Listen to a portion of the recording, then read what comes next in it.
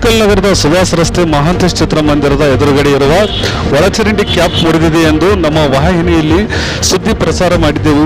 ಈ ಸುದ್ದಿ ಪ್ರಸಾರವಾಗುತ್ತಿದ್ದಂತೆ ಇಳಕಲ್ ನಗರಸಭೆ ಪೌರಾಯುಕ್ತರು, ನಗರಸಭೆ ಅಧಿಕಾರಿಗಳು ಎಚ್ಚೆತ್ತುಕೊಂಡು ತಕ್ಷಣ ಸ್ಥಳಕ್ಕೆ ಆಗಮಿಸಿ ಜೆಸಿಬಿ ಮುಖಾಂತರ ಗುಂಡಿಯನ್ನು ಅಗೆದು ಒಳಚರಂಡಿ ಹೊಸ ಕ್ಯಾಪ್ ಅನ್ನು ಅಳವಡಿಸಿದ್ದಾರೆ. ಎಕ್ಸ್‌ಪ್ರೆಸ್ ನ್ಯೂಸ್ ವಾಹಿನಿಗೆ ಸ್ಪಂದಿಸಿದ ನಗರಸಭೆ ಅಧಿಕಾರಿಗಳಿಗೆ ಧನ್ಯವಾದಗಳು.